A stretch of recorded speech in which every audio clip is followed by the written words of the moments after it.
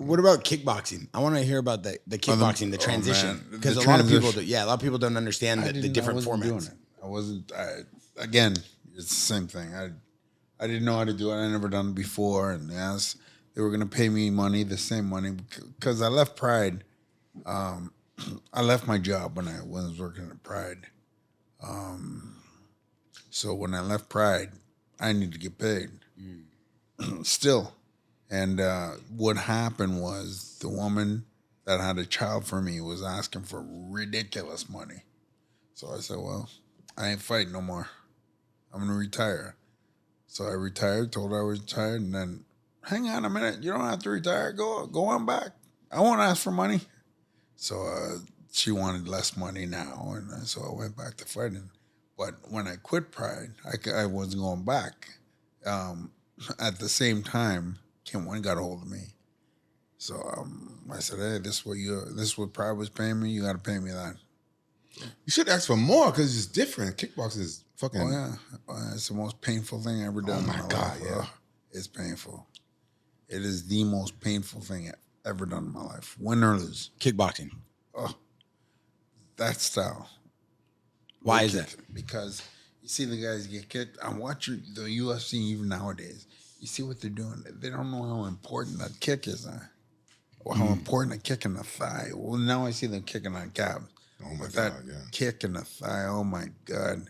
You can drop. I can drop a fight. I drop somebody in 3 kicks. 3 kicks on your thigh. I can. If I'm fighting you, I just need 3 kicks. Nothing else, and I can drop the fight. That's how important that kick is. Very important. They dance around, punch here, punch it. No, 3 kicks on that thigh, and you can drop it.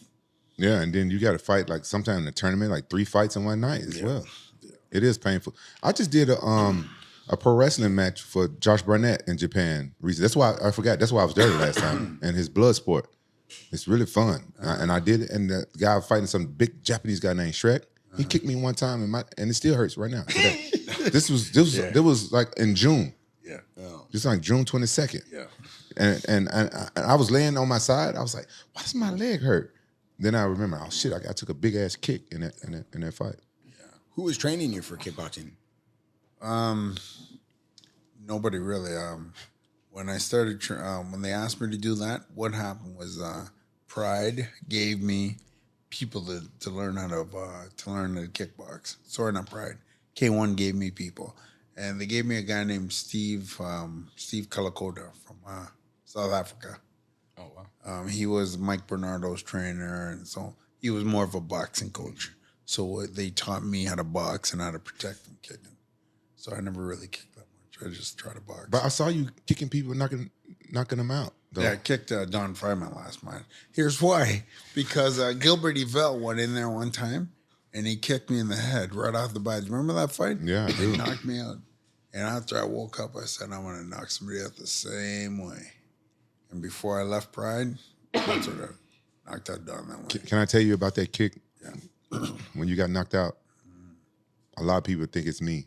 Is there? Yeah. And the highlights, where they show it, where it looked. Yeah. Because one time, I'm not going to lie, I watched it. I'm like, when did I get knocked out like that? For a split second. And I'm like, oh, that's Gary. It looked like you pull up that clip. We look a lot alike right there. But some of my family called me like, "Are you okay?" I'm like, what are you talking about? That's good. crazy. That's good. Yeah, that was a Yeah, so crazy say it's kick. Rampage. Don't say it was you. Yeah, It wasn't me. yeah, that was a crazy kick. But then you obviously did it back to someone. I had to do it. I had to do it because it was so sweet. It was so sweet. And then Don Fry did the exact same thing I did. He was kicking. I thought it was here. I dropped my hands. Don Fry did the exact same thing. That's crazy to kind of like pre-plan that. Mighty Mouse talked to us about that, about a fight, how he got knocked out, and then he's like, oh, I'm going to train. I'm going to come back and hit this guy with the same thing he hit me with. Rough. Who'd you train with when you were training to get that kick on Don Fry? All I had to do is stretch. All I had to do is stretch. Keep stretching. Damn, so that's a huge part of kicking for your technique was stretching. Oh, yeah, I had to stretch. Because you got to be able to lift your foot up 6 feet. And then not only if it's 6 feet, you got to kick at 6 feet. You got to hit hard enough at 6 feet. So it's hard. And against a guy who doesn't get knocked out easily. Yeah. That dude was a beast. Yeah, he was. Don was a rough guy.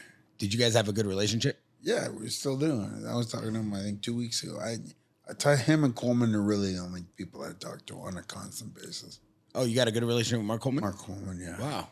That's incredible to see, like, kind of the pioneers of the sport still being friends. Yeah, we still talk on the phone and whatever, call him. You got trouble there. We talk all the time. Yeah.